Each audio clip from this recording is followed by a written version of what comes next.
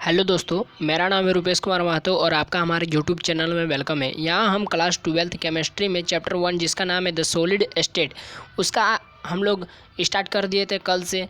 ठीक है, तो आज हम लोग पढ़ेंगे टाइप्स ऑफ क्रिस्टलाइन सॉलिड। तो इससे पहले मैंने आपको सॉलिड क्या होता है, ठीक है, सॉलिड का कैरेक्टरिस्टिक्स मैंने बता दिया था। फिर हमने सॉलिड का क्लासिफिकेशन किया था, जहाँ पर हमने एमरफस सॉलिड, क्रिस्टलाइन सॉलिड का डिफिनेशन पढ़ा था। ठीक है, दो टाइप्स का सॉलिड होता था, एमरफस सॉलिड और क्रिस्टलाइन सॉलिड।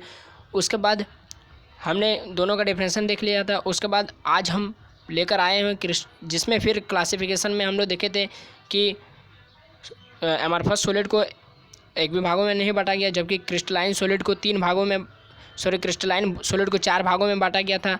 तो आज हम लोग क्रिस्टलाइन सॉलिड को ही 4 भागों में बांटा गया है, जिसमें आयोनिक सॉलिड हमने देखा था, ionic solid, metallic solid, covalent solid जिसको नेटवर्क सॉलिड भी कहते थे, और मोलिकुलर सॉलिड। तो आज हम लोग वही चारों प्रकारों का, आज हम लोग चारों टाइप्स का आज हम लोग डीपली यहाँ पर सभी का हम लोग कैरेक्टरिस्टिक्स का बात करेंगे। ठीक है, तो चलिए आज का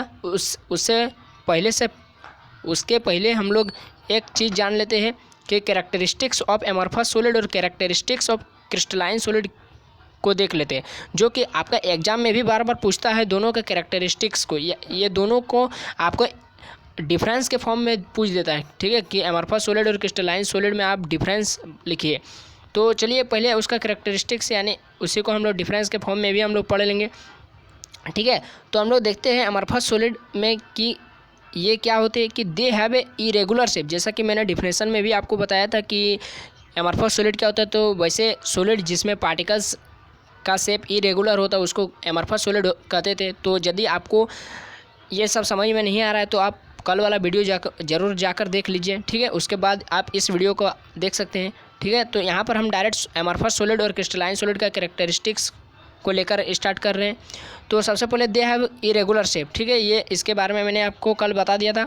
उसके बाद है कि they have a short range order. इसका जो रेंज होता है वो बहुत शॉर्ट होता है। ठीक है, उसके बाद कि they gradually soften over a range of temperature. ये इसका फिजिकल प्रॉपर्टीज है कि दे ग्रेजुअली सॉफ्ट होता है। ठीक है,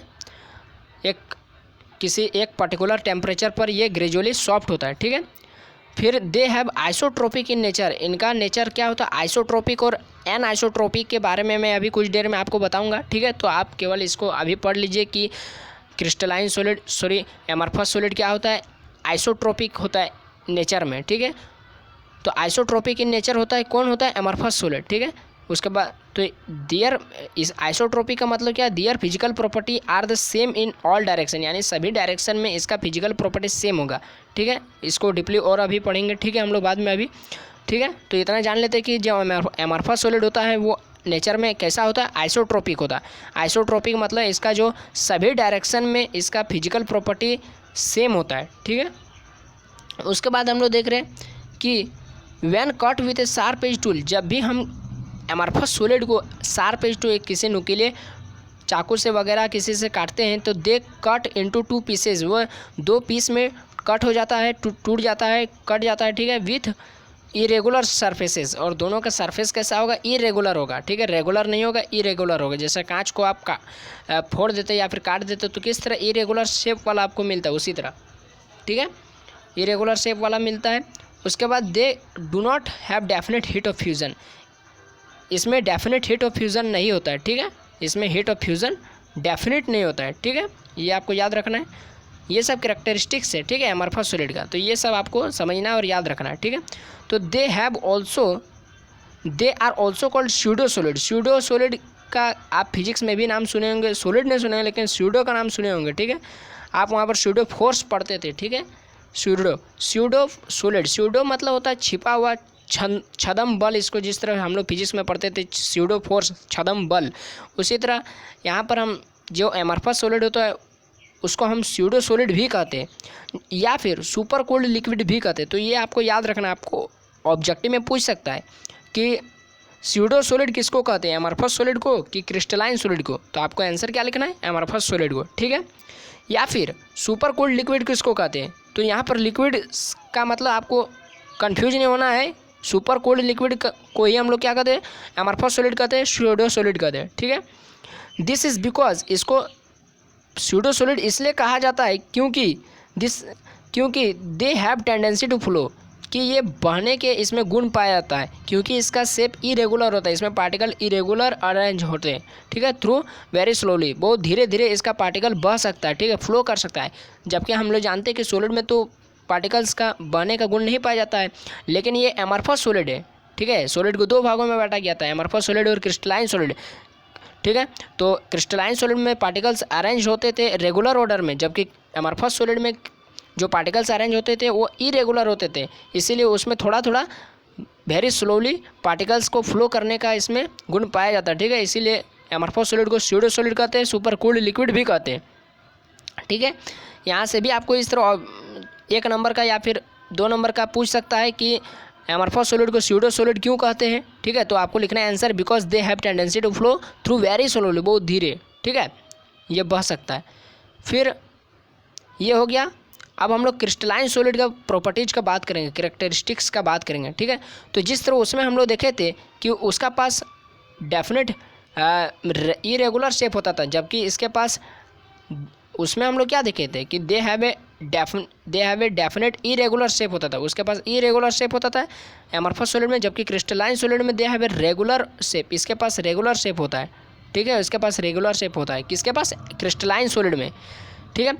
और दूसरा इसका प्रॉपर्टीज है कि they have long range order, उसमें हम लोग क्या देखे थे, शॉर्ट रेंज ऑर्डर, इसमें क्या देखेंगे, लॉन्ग रेंज ऑर्डर। तो देखिए मैंने वही सारे टॉपिक्स को यहाँ पर छांट कर लिखा है जो आपको डिफरेंस बताने में काफ़ी आसानी होंगे, ठीक है।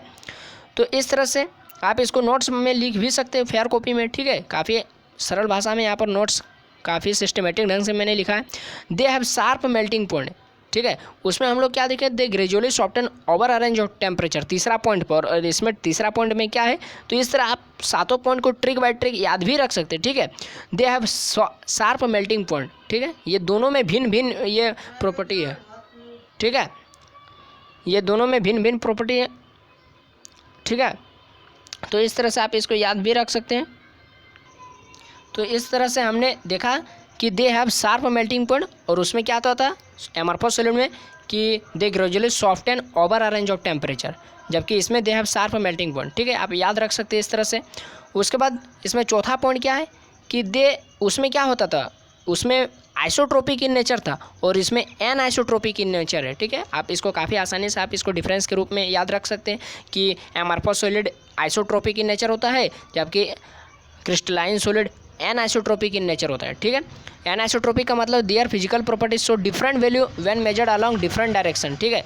जब इसको अलग अलग डायरेक्शन में मेजर किया जाता है तो इसका जो फिजिकल प्रॉपर्टी होता है वो अलग अलग वैल्यू शो करता है, ठीक है। जबकि आइसोट्रोपिक इन नेचर में क्या दिखे थे कि अलग अलग डायरेक्शन में उसको जब हम मेजर करते थे तो वो सेम वैल्यू देता था, जबकि इसमें डिफरेंट वैल्यू देता है, ठीक है। इस तरह से आप इसको याद रख सकते हैं। फिर 5वां पॉइंट क्या है, जब उसको हम लोग किसी नुकीला चीज़ से काटते थे तो वो 2 भागों में बंट जाता था और उसका सरफेस कैसा होता था, इरेगुलर होता था, जबकि क्रिस्टलाइन सॉलिड में इसको हम 2 भागों में काटते हैं किसी एज टूल से, ठीक है, नुकीली किसी वस्तु से, तो दे स्प्लिट इनटू 2 पीसेस, यह भी 2 भागों में बढ़ जाता है। एंड न्यूली जनरेटेड सरफेस, और जो हमको नया नया सरफेस मिलता है आर प्लेन एंड स्मूथ, तो काफ़ी वो ज़्यादा प्लेन होता है, समतल होता है और स्मूथ, काफ़ी स्मूथ होता है, ठीक है, स्मूथ होता है, ठीक है। फिर यहाँ से हम लोग देख रहे हैं इसका 6ठा पॉइंट कि they have definite and characteristics heat of fusion. उसमें हम लोग क्या देखे थे कि they do not have definite heat of fusion, उसके पास डेफिनेट हीट ऑफ फ्यूजन नहीं होता था एमरफस सॉलिड में, जबकि क्रिस्टलाइन सॉलिड में क्या होता है, डेफिनेट हीट ऑफ फ्यूजन होता है, ठीक है। इस तरह से यह अंतर है। उसके बाद उसमें हम लोग 7वां पॉइंट में क्या देखे थे कि they are also called pseudo solid and super cold liquid, ठीक है, क्योंकि उसमें पार्टिकल्स फ्लो कर सकता था काफ़ी वेरी स्लोली, ठीक है। लेकिन क्रिस्टलाइन सॉलिड में they are also called true solid, इसको सत्य सॉलिड कहा जाता है, ठीक है, सत्य ठोस कहा जाता है, ट्रू सॉलिड, ठीक है। तो इस तरह से देखिए आप 7 पॉइंट को आप डिफरेंस बना करके आप इसको लिख सकते हैं कॉपी में, ठीक है, आपको यदि एग्जाम में पूछा जाए तो इस तरह से आप इसको लिख लीजिएगा, ठीक है। उसके बाद यहाँ पर ये फिगर, ठीक है, ये हो गया एन आइसोट्रोपिक इन नेचर का फिगर हो गया एन आइसोट्रोपिक की। देखिए इस तरह से ये अलग अलग डायरेक्शन में मेजर किया है तो इसका सब का वैल्यू अलग अलग होगा, ठीक है। Anisotropic nature crystalline solid की बात कर रहा है, ठीक है, तो अलग अलग डायरेक्शन में इसका अलग अलग वैल्यू होगा, ठीक है। तो इस तरह से हमने देखा। उसके बाद हम लोग देख रहे हैं पॉलीमॉर्फिक फॉर्म और पॉलीमॉर्फस। पॉलीमॉर्फिक फॉर्म क्या होता है, जिस तरह आपने क्लास 10 में भी पढ़ा था कि क्या पढ़ा था हिंदी में, मैं भूल रहा हूँ, कि अप्रूप पढ़ा होगा शायद, अप्रूप, ठीक है, यानी किसी भी सब्सटेंस का एक या एक से अधिक रूप को अप्रूप करते थे। जैसे आप कार्बन का अप्रूप पढ़े होंगे, ग्रेफाइट और डायमंड, ठीक है, पढ़े थे ना। कार्बन का 2 अप्रूप होता था, ग्रेफाइट और डायमंड, और इस तरह का जो अलग अलग जो उसका रूप होता है तो उसको हम अप्रूपता कहते हैं, ठीक है, उस परिघटना को। तो उसी को हम लोग अंग्रेजी में क्या कहते हैं, पॉलीमॉर्फस कहते हैं, अप्रूपता। पॉलीमॉर्फस अप्रूपता कहते हैं और पॉलीमॉर्फिक फॉर्म यानी अप्रूप कहते हैं, ठीक है। तो इस तरह से the different crystalline form of a substance, किसी भी सब्सटेंस का अलग अलग क्रिस्टलाइन फॉर्म यानी अलग अलग रूप का होना पॉलीमॉर्फिक फॉर्म कहलाता है। और इसी घटनाओं को हम लोग क्या कहते हैं, पॉलीमॉर्फस कहते हैं। जैसे एग्जांपल में ग्रेफाइट और डायमंड हो गया, ठीक है, समझ में आ गया। उसके बाद हम लोग देख रहे हैं टाइप्स ऑफ क्रिस्टलाइन सॉलिड। तो आज मैंने क्या बताया था आपको वीडियो स्टार्ट करने से पहले कि यहाँ पर हम लोग टाइप्स देखेंगे क्रिस्टलाइन सॉलिड का, डीपली यहाँ पर अध्ययन करेंगे, ठीक है। तो सबसे पहला टाइप क्या है, आयोनिक सॉलिड, ठीक है, सबसे पहला टाइप है आयोनिक सॉलिड। तो यहाँ पर हम लोग आयोनिक सॉलिड को बात करेंगे। तो आयोनिक सॉलिड क्या होता है, तो आयोनिक सॉलिड कि इसमें कॉन्स्टिट्यूएंट पार्टिकल्स जो होता है ना वो आयंस होता है, यानी इसमें जो पार्टिकल्स बने होते हैं वो आयंस होते हैं। आयंस यानी जिन पार्टिकल्स से इन आयोनिक सॉलिड का फॉर्मेशन होता है वो आयंस होते हैं। आयन मिलकर इसका फॉर्मेशन होता है, ठीक है। इसमें कॉन्स्टिट्यूएंट पार्टिकल्स क्या हो जाएगा, आयंस होगा। फिर यदि इसमें पार्टिकल्स के बीच में यदि आप बॉन्डिंग को देखेंगे, चाहे अट्रैक्टिव फोर्स को देखें, तो ये कूलम्बिक फोर्स से अपने आप में बंधे रहते हैं, ठीक है, बॉन्डेड होते हैं कूलम्बिक फोर्स से, जिसको हम लोग इलेक्ट्रोस्टैटिक भी कहते हैं, इलेक्ट्रोस्टैटिक फोर्स, कूलम्बिक फोर्स, ठीक है। तो आपको याद रखना कि आयोनिक जो सॉलिड होता है ना वो उसमें बॉन्डिंग या अट्रैक्टिव फोर्स क्या होता है, कूलम्बिक या इलेक्ट्रोस्टैटिक होता है, ठीक है, कूलम्बिक फोर्स होता है। और उसमें कॉन्स्टिट्यूएंट पार्टिकल्स क्या होता है, आयंस होता है। इसमें आपको ऑब्जेक्टिव भी बना करके पूछ सकता है, इसलिए आप ध्यान से इसको देखिए, ठीक है। उसके बाद इलेक्ट्रिकल कंडक्टिविटी पर यदि आप देखेंगे कि क्या आयोनिक सॉलिड विद्युत धारा का सुचालक होता है या कुचालक होता है ना, क्या होता है, तो इंसुलेटर इन सॉलिड स्टेट, यानी जो सॉलिड स्टेट में यदि आपका आयंस रहा तो वो इंसुलेटर होता है। जैसे आप NaCl को यदि आप NaCl को ही ले लेते हैं एग्जांपल में कि NaCl यदि आपका सॉलिड अवस्था में रहता है, ठीक है, सॉलिड स्टेट में रहता है, तो आप उससे इलेक्ट्रिसिटी को कंडक्ट करके देखिए तो उसमें कंडक्ट नहीं होगा, यानी आप इलेक्ट्रिसिटी को पार करने का प्रयास करेंगे तो उससे पार नहीं होता। जबकि उसी आप NaCl को पानी में घोल दीजिए ना, अब देखिए उसमें इलेक्ट्रिक कंडक्टिविटी होने लगेगा, ठीक है। तो इसी तरह यहाँ पर है कि आयोनिक सॉलिड जो है ना इंसुलेटर होता है, यानी कुचालक होता है इन सॉलिड स्टेट में, जबकि कंडक्टर होता है कि इसमें मोल्टेन स्टेट और एक्वस सॉल्यूशन में, यानी मोल्टेन स्टेट यानी द्रव अवस्था और एक्वस सॉल्यूशन में जो है ना वो कंडक्टर्स होता है, यानी वो विद्युत धारा का प्रवाह करता है। तो सॉलिड स्टेट में नहीं करता, जबकि वो मोल्टेन और एक्वस सॉल्यूशन में करता है, ठीक है। उसके बाद यहाँ पर फिजिकल नेचर देख रहे हैं, ठीक है, कुछ फिजिकल नेचर, जैसे आयोनिक सॉलिड का फिजिकल नेचर जो है ना वो हार्ड होता है, हार्ड और ब्रिटल, मतलब थोड़ा मधुर होता है, ठीक है, हार्ड होता है, ठीक है, और ब्रिटल होता है। मेल्टिंग पॉइंट इसका हाई होता है, मेल्टिंग पॉइंट आपको पूछेगा कि आयोनिक सॉलिड का मेल्टिंग पॉइंट क्या होता है, हाई होता है, ठीक है। एग्जाम्पल 2-4 याद रख लीजिए, जैसे कैल्शियम फ्लोराइड हो गया, जिंक सल्फाइड हो गया, मैग्नीशियम ऑक्साइड हो गया, NaCl हो गया, सोडियम क्लोराइड, ठीक है। तो ये सब याद कर लीजिए। तो ये हो गया मेरा आयोनिक सॉलिड के बारे में। अब हम लोग देख रहे हैं मेटालिक सॉलिड का कैरेक्टरिस्टिक्स हम लोग देखेंगे। तो मेटालिक सॉलिड का कॉन्स्टिट्यूएंट पार्टिकल्स क्या होता है, positive ions in sea of delocalized electrons. इसका पॉजिटिव आयंस जो होता है ना वो sea of delocalized electrons होता है, ठीक है, ठीक है। तो ये आपको याद रखना है। उसके बाद यहाँ पर हो जाएगा क्या हो जाएगा कि इसका जो बॉन्डिंग या अट्रैक्टिव फोर्स होता है ना वो मेटालिक बॉन्डिंग होता है, यानी जैसे कि आप इसको याद रख सकते हैं कि मेटालिक सॉलिड में बॉन्डिंग या अट्रैक्टिव फोर्स क्या होता है, मेटालिक सॉलिड है तो उसका बॉन्डिंग या अट्रैक्टिव फोर्स क्या होगा, उसी नाम से आ रहा है, मेटालिक बॉन्डिंग हो जाएगा, ठीक है। इसमें इलेक्ट्रिक कंडक्टिविटी यदि आप देखेंगे तो conductors in solid state as well as molten state and aqueous solution, इसमें आप इसको याद रख लीजिए कि मेटालिक सॉलिड में इलेक्ट्रिकल कंडक्टिविटी क्या होता है, ठीक है। इलेक्ट्रिक कंडक्टिविटी जो होता है ना मेटालिक सॉलिड में सॉलिड स्टेट में भी इलेक्ट्रिसिटी को कंडक्ट करता है और मोल्टन स्टेट में भी इलेक्ट्रिक कंडक्टिविटी को कंडक्ट करता है, ठीक है, इलेक्ट्रिसिटी को कंडक्ट करता है सॉलिड स्टेट में भी और मोल्टन स्टेट में भी, ठीक है, ठोस अवस्था में भी और द्रव अवस्था में भी, ठीक है। इलेक्ट्रिकल कंडक्टिविटी इसका हो गया। उसके बाद यहाँ पर फिजिकल नेचर का यदि हम बात करेंगे, फिजिकल नेचर, तो इसका हार्ड होता है बट मेलिएबल एंड डक्टाइल होता है, ठीक है, आघातवर्धीय और तन्य होता है, ठीक है। फिजिकल नेचर इसका हार्ड होता है, कठोर होता है, लेकिन आघातवर्धीय और तन्य भी होता है, ठीक है, मेलिएबल और डक्टाइल भी होता है, ठीक है। उसके बाद हम लोग यहाँ पर इसका मेल्टिंग पॉइंट का जब बात करेंगे तो मेल्टिंग पॉइंट इसका फेयरली हाई होता है। उसका क्या होता था, आयोनिक सॉलिड में हाई होता था, इसका फेयरली हाई होता है, ठीक है। उसका एग्जांपल में हम लोग CaF2 कैल्शियम फ्लोराइड देखे थे, जिंक सल्फाइड देखे थे, मैग्नीशियम ऑक्साइड देखे थे, सोडियम क्लोराइड देखे थे। इसमें एग्जांपल क्या हो जाएगा, लोहा हो जाएगा, कॉपर हो जाएगा, Ag यानी सिल्वर हो जाएगा, और Mg मतलब मैग्नीशियम हो जाएगा, ठीक है। उसके बाद यहाँ पर हम लोग देख रहे हैं, ये हो गया मेटालिक सॉलिड का बात हो गया। अब देखिए मेटालिक सॉलिड यदि आपको याद हो गया ना, तो आप कोवलेंट सॉलिड को आसानी से याद रख सकते हैं, जिसको हम लोग नेटवर्क सॉलिड भी कहते हैं। तो इसका कॉन्स्टिट्यूएंट पार्टिकल्स एटम्स हो जाएगा, ठीक है, ये आपको याद रखना है। आपको ऑब्जेक्टिव में पूछ सकता है कि कोवलेंट सॉलिड या नेटवर्क सॉलिड में कॉन्स्टिट्यूएंट पार्टिकल्स क्या होता है, आपको ऑप्शन दे देगा, आयंस होते हैं, मोलिक्यूल्स होते हैं, एटम्स होते हैं, या नॉन ऑफ दीज। तो आपको क्या लिखना है, एटम्स, ठीक है। तो यहाँ पर बॉन्डिंग या अट्रैक्टिव फोर्स क्या होता है, जैसा कि नाम क्या है कोवलेंट, तो इसका बॉन्डिंग क्या हो जाएगा, कोवलेंट बॉन्डिंग, ठीक है। उसके बाद इलेक्ट्रिक कंडक्टिविटी की यदि बात करेंगे तो ये भी मेटालिक सॉलिड के ही तरह होता है कि ये सॉलिड स्टेट में भी इलेक्ट्रिसिटी को कंडक्ट करता है, और मोल्टन स्टेट में भी इलेक्ट्रिसिटी को कंडक्ट करता है, ठीक है। उसी तरह यदि हम फिजिकल नेचर का बात करेंगे तो उसी तरह मेटालिक सॉलिड की तरह ही कि इसमें भी हार्ड होता है और मेलिएबल और डक्टाइल होता है, ठीक है। और इसमें भी यदि आप मेल्टिंग पॉइंट का बात करें तो फेयरली आ जाएगा, यानी मेटालिक सॉलिड का ही ये D2 है, ठीक है, थोड़ा थोड़ा। और इसका एग्जाम्पल की यदि आप बात करेंगे तो इसको याद रख लीजिए, मुख्य दो याद रख लीजिए कि कोवलेंट सॉलिड या नेटवर्क सॉलिड का दो एग्जांपल आप याद रख लीजिए, डायमंड और ग्रेफाइट। याद रखने संगे तो क्वार्टज भी याद रख लीजिए, तीन महत्वपूर्ण है, क्वार्टज, डायमंड, ग्रेफाइट, ठीक है।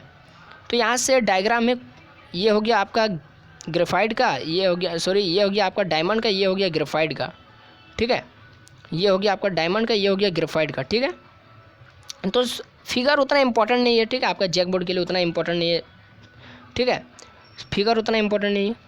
तो इस तरह से हमने नेटवर्क सॉलिड का देख लिया कैरेक्टरिस्टिक्स। अब हम लोग देख रहे हैं किसका, मोलिकुलर सॉलिड। तो ये भी काफ़ी आसान है। मोलिकुलर सॉलिड हमने कल का वीडियो में क्या देखा था, मोलिकुलर सॉलिड को 3 भागों में बांटा गया था। किन किन भागों में बांटा गया था मोलिकुलर सॉलिड को, 3 भागों में। किन किन भागों में, नॉन पोलर सॉलिड था, पोलर सॉलिड था, और हाइड्रोजन बॉन्डिंग था, ठीक है। क्या क्या था, नॉन पोलर था, नॉन पोलर, पोलर, और क्या था एक, हाइड्रोजन बॉन्डिंग, ठीक है। हाइड्रोजन बॉन्डिंग था, 3 था, क्या क्या था, नॉन पोलर था, पोलर था, और हाइड्रोजन बॉन्डिंग। मेटालिक सॉलिड को 3 भागों में बांटा गया, ठीक है, non polar solid, polar solid और हाइड्रोजन बॉन्डिंग, ठीक है। तो इसका कॉन्स्टिट्यूएंट पार्टिकल सब के लिए एक होता है, सब के लिए मोलिक्यूल्स होता है, सब के लिए, ठीक है, क्योंकि ये मोलिक्यूल्स का ही टाइप ही है, ठीक है। तो इसीलिए इसका कॉन्स्टिट्यूएंट पार्टिकल सब के लिए मोलिक्यूल्स होगा, ठीक है। आप देखिए एक टेबल में आपको बताता हूँ जिससे आप काफ़ी आसानी से इसको याद रख सकते हैं, ठीक है। तो इसका कॉन्स्टिट्यूएंट पार्टिकल्स हो गया आपका सब के लिए मोलिक्यूल्स है, ठीक है, सब के लिए कॉमन है मोलिक्यूल्स। हाँ, और यदि इसका आप यदि ये देखेंगे कि ये कॉन्स्टिट्यूएंट पार्टिकल्स तो सबका मोलिक्यूल्स हो गया। बॉन्डिंग या फिर अट्रैक्टिव फोर्स का बात करेंगे, ठीक है, तो नॉन पोलर के लिए नॉन पोलर है, यानी इसमें कोई भी पोल डेवलप नहीं है। तो पोल नहीं है यानी प्लस माइनस कोई भी आयन नहीं है। तो प्लस माइनस जब नहीं रहता है, जब पोल नहीं रहता है, तो उसमें क्या फोर्स लगता है जानते हैं, उसमें लंडन फोर्स लगता है। आप क्लास 11 में पढ़े थे केमिस्ट्री में, जिसको डिस्पर्सन फोर्स भी कहते हैं, ठीक है। यानी नॉन पोलर सॉलिड में कैसा अट्रैक्टिव फोर्स होता है, लंडन फोर्स या डिस्पर्सन फोर्स, ठीक है।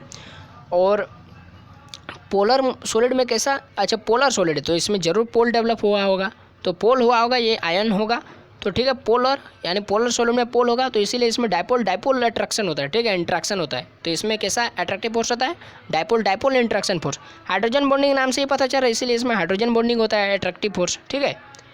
उसके बाद हम लोग देख रहे हैं ये हो गया। अब इसका यदि हम इलेक्ट्रिकल कंडक्टिविटी का बात करेंगे तो इसमें जो नॉन पोलर में इलेक्ट्रिक कंडक्टिविटी, इसमें तीनों में इंसुलेटर होता है। ये सबसे अच्छा ट्रिक है कि इसमें तीनों में इंसुलेटर होता है, ठीक है। ये आप याद रख सकते हैं कि इसमें भी इंसुलेटर, इसमें भी इंसुलेटर, इसमें भी इंसुलेटर होता है, ठीक है। उसके बाद यदि आप इसका फिजिकल नेचर का बात करेंगे तो इसमें भी आपका दोनों में सॉफ्ट होता है, 2 में सॉफ्ट होता है और 1 में हार्ड होता है, क्योंकि आप जानते हैं कि हाइड्रोजन बॉन्डिंग बहुत ज़्यादा मजबूत होता है, इसीलिए हार्ड होता है, ठीक है। इसका फिजिकल नेचर हार्ड होता है, ठीक है। और इसमें यदि हम मेल्टिंग पॉइंट का बात करेंगे तो तीनों में सेम होता है, लो लो होता है, तीनों में लो, लेकिन जो नॉन पोलर होता है वो वेरी लो होता है, ये वेरी लो होता है, जबकि दोनों लो लो होता है, ठीक है। ये आपको याद रखना है, ये आप ट्रिक जैसा इसको याद रख सकते हैं, ठीक है। दोनों में तीनों में लो लो होता है, लेकिन पहला में क्या होता है, वेरी लो होता है। एग्जाम्पल आपको याद रखना ही होगा, ठीक है। आर्गन है, CCl है, H2I2CO2 है। देखिए आप इसको याद रख सकते हैं। अब इस तरह से आप कम से कम ये तो याद रख सकते हैं, H2I2CO2 याद रख सकते हैं ना, हाँ याद रख सकते हैं।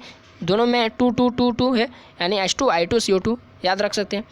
फिर यहाँ पर पोलर सॉलिड में क्या हो जाएगा, पोलर मोलिक्यूल तो आप बहुत सारा बनाए होंगे क्लास 11 में, जिसमें पोल डेवलप होता था, जिसमें आप HCl मुख्य रूप से बनाए थे, आपने SO2 भी बनाया होगा और NH3 भी बनाया होगा, ठीक है। तो आप इसको याद रख सकते हैं इस तरह कि पोलर मोलिक्यूल पोलर सॉलिड का एग्जांपल क्या हो जाएगा, HCl, सॉलिड SO2 और सॉलिड NH3। और हाइड्रोजन बॉन्डिंग तो इसका एक एग्जांपल ही होगा, क्या हो जाएगा, H2O होगा, ठीक है, आइस, ठीक है, H2O। ये आइस क्यों लिया है, क्योंकि यहाँ पर हार्ड होता है, तो हार्ड हमको दिखाना पड़ेगा, इसीलिए आइस, ठीक है, H2O। उसके बाद मैंने आपको शुरू में बताया था कि यहाँ पर हम लोग पढ़ेंगे आइसोट्रोपिक और इन आइसोट्रोपिक के बारे में भी जानेंगे।